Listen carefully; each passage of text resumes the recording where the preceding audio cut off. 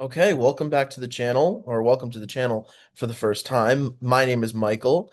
Today we're going to be talking about the New Jersey Devils, my favorite hockey team. A few topics here to talk about, but we'll go through each one and talk about each one respectfully. So the first topic I want to talk about is what should the New Jersey Devils do with Nico Hischier? Now, Nico Hischier was the first overall pick in the 2017 NHL entry draft. That was a very interesting process because for a while that year it was Nolan Patrick was the clear-cut first overall pick. But as the year went along, and Nico Hischier, who was playing in the QMJHL with the Halifax Mooseheads, he really had a great year, developed, I think he had a good World Juniors that year as well. And he shot up draft boards. And when when it was kind of draft day, draft week, the rumor was, is it Nolan or Nico? Nolan or Nico? I remember sitting there watching it. And this is back when when they had the players in a green room. Like they don't do that anymore. The draft is just to do a little side tangent. The draft has changed so much throughout the years that in the year 2026, 2025 was the first year they did in 2025, but 2026, it's the second year of a decentralized draft. The teams aren't there. I remember last year's draft was weird because I don't even remember where it was, but like the players came up on stage and they went into that weird room and did interviews with it was like they met it's weird, but the draft that I always remember growing up was when it's in a stadium and the draft floor, which is literally the floor that they play hockey on, it's just that there's no ice there. There's 32 tables with 32 teams, and I always thought that that idea was really interesting. But the players would always sit in the stands, and in 2017 they had a green room where the top prospects would sit in a green room at a table with their families and get drafted and then walk and grab their hat out of a little cubby and then walk on stage and shake Gary Bettman's hand, the commissioner, and shake the owner, the general manager, the new head coach's hand. And that's what Nico Hischier did. And I remember sitting in the back room, Nico and Nolan, and I remember watching it at home and seeing Nico Hischier's name come up. But the reason why I'm saying this is to mention the path that Nico Hischier has gone to this point in his career. He scored his first goal in like his seventh game against Ottawa. I remember Taylor Hall and I believe Drew Stafford were the two that assisted. I think he also had two goals that night. Craig Anderson was in net for Ottawa, but that first year, the 17-18 year, he obviously comes in alongside Jesper Bratt, who was a rookie, who was a sixth-round pick in the 2016 draft. Not a lot of people knew where he came from or who he really was that year. For me, I didn't really know who he was. But that year the team overachieved and they made the Stanley Cup final, or no, geez, not made the Stanley Cup finals. I wish made the Stanley Cup playoffs in a wild card spot. Got killed by Tampa in five. Did win game three though. That was a really enjoyable game. Game three in Jersey, but um, lost in five, but the future was bright. And Nico Hischier finished that year with over 50 points. He finished second on the team in points behind Taylor Hall in Taylor Hall's Hart Trophy season. Um, but then after that first year, it got pretty dark. I mean, the 18-19 or the 18-19 season was not good at all. They ended up winning the draft lottery that year and drafting first overall and taking Nico Hischier. Then the 1920 season, that offseason, they made a lot of moves. They traded for PK Subban. They picked up Wayne Simmons. There was some excitement from that group there. And they failed, and that group failed. They did play better in the second half of the year. They actually played pretty well post January 1st, but that was the year that COVID hit. They missed the bubble by like one win. Like if they won one more game, they would have made the bubble playoffs as like the 24th or 23rd team. Um, but again, they were, I think, one game below 500 that year, missed the playoffs. Another disappointing year. I remember they traded for Nikita Gusev and signed him from Vegas on a 2 year, 4.5 million a year deal. Then the 2021 season, the shortened season where it was 48 games, 52 games. 56 games? I think it was 56 games. I'm all over the place with my numbers. That year was a very bad year. They were really bad. They ended up getting the fourth overall pick. They took Luke Hughes. Then the 22 or the 21-22 season, which again made a lot of big moves that year. They traded for Ryan Graves. They signed Dougie Hamilton. They signed Jonathan Bernier on defense. Um, I remember the first line for that squad, for that Devils squad going into game one against Chicago was Jack Hughes, Yanni Kokkonen, and Yegor Sharangovich, the 20 or for the 21-22 season. And I remember Nico being with Bratt and Zaka, Pavel Zaka, and that year was very disappointing. Dawson Mercer made the team out of camp as a rookie. Tomas Tatar was on that team as well. The Devils signed him to a 2-year, $4.5 million deal. But again, really bad year. They missed the playoffs pretty badly, and they get the second overall pick, and they get Shimon Nemitz. And then the 22-23 season is what turned everything, or at least made it look like turned everything. The team made the playoffs, and they had the best season in New Jersey Devils history in terms of the regular season. And they beat the Rangers in the first round in 7 games, an epic game seven where they win 4-0 with Akira Schmid in net. And then the 23-24 season, which they end up missing the playoffs. I really don't even remember much about that season because I was just so disappointed that they went from having the best regular season in franchise history, which should be a stepping stone to a cup contender, to missing the playoffs. Um, which mainly was due to goaltending because they had Vanacek and Akira Schmid both playing really poorly that year. Um, I believe I'm not 100% sure if that was the year that they had a lot of goalies. It was actually the 21-22 season they had a lot of goalies, but um yeah, that was a really disappointing year. Um the 24-25 season started off really really strong for them. Then they fell off towards the end. They fell into a playoff spot. They stumbled their way into the playoffs. Um and they lost in five to Carolina. They got killed by Carolina. Also to mention the 22-23 season, they got killed by Carolina in five in the second round as well. And then this past year, the same exact thing happened that this year as what happened in the 24-25 season. They started off the year really hot, but post January 1st, they were terrible and they missed the playoffs by not too much, but still enough where you're like, wow, we missed the playoffs. This was supposed to be a year that we got back into the playoffs. So in the Nico Hischier era of hockey, alongside Jack Hughes and Jesper Bratt and these players, um, they've only made the playoffs 3 times. At least Nico Hischier's only made the playoffs 3 times. And I wouldn't say that the Nico Hischier era is a disappointment, even though it is, because when you have the first overall pick and you've only made the playoffs 3 times in what, 9 years, you are disappointed, especially with two first overall picks. But I wouldn't say that Nico Hischier has been a disappointment. Nico Hischier has been a player who plays the game very hard. He's a very hardworking player.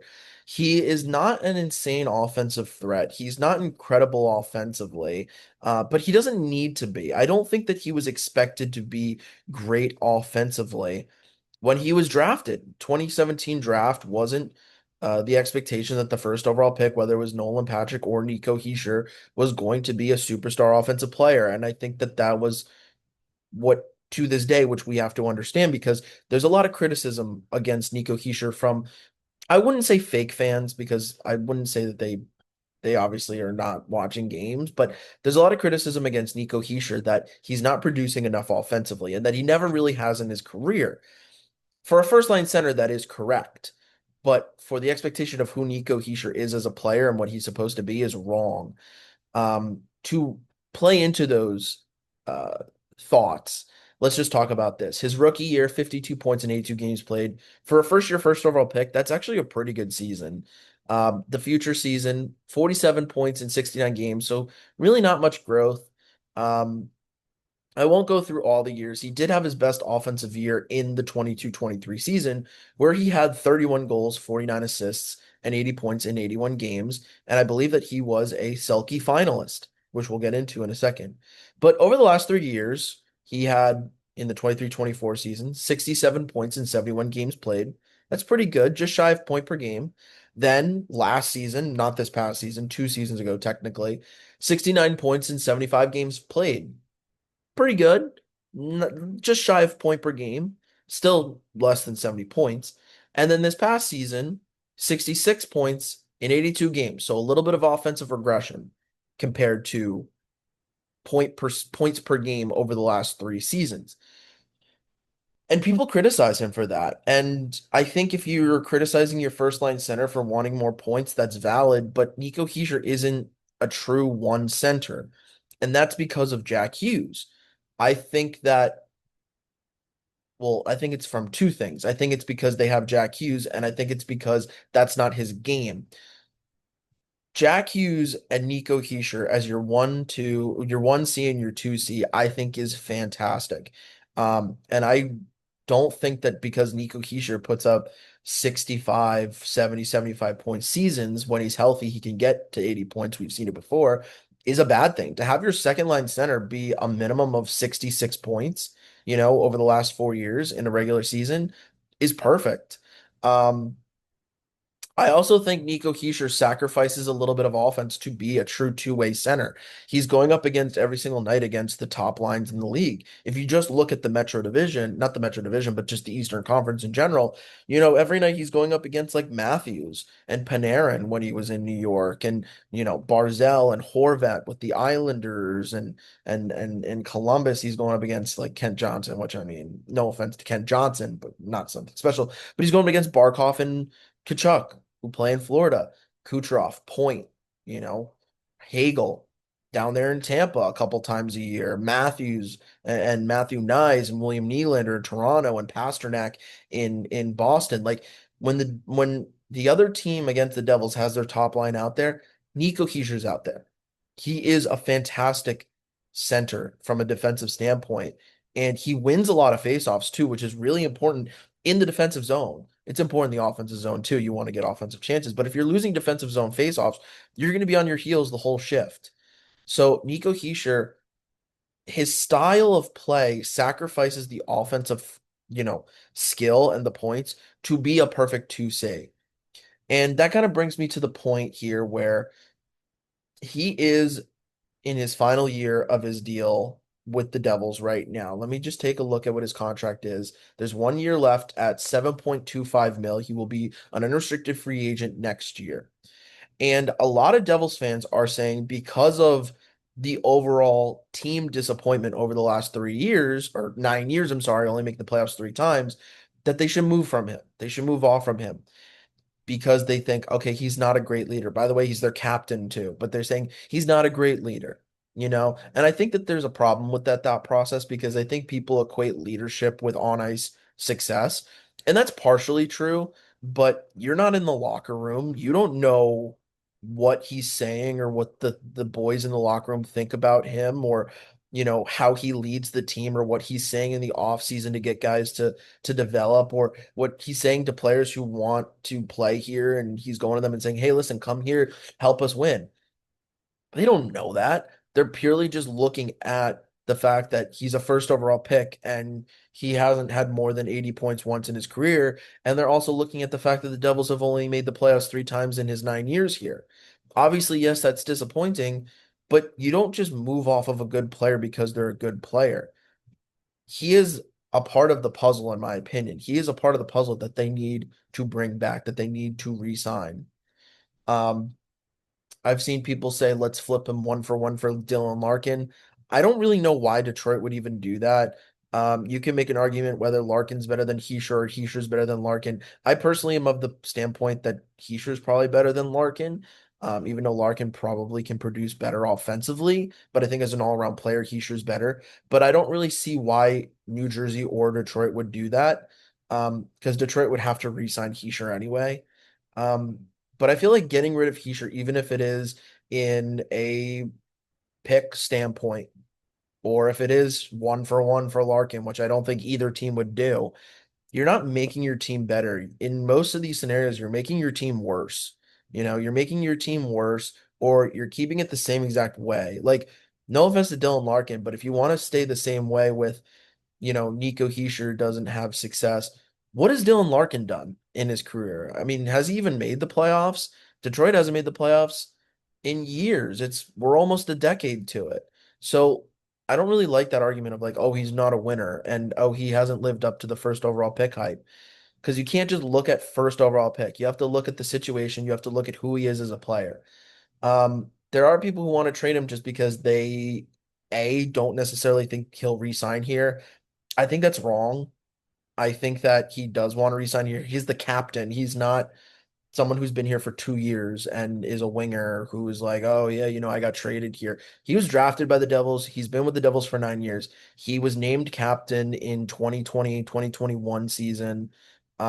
Which was a rough season for him too. He missed time with two injuries, one with like a broken leg that had him out to start the year, and then taking a PK Subban slap shot to the face and breaking his whatever this is called right here. I don't really remember what the injury was, but he broke whatever this is.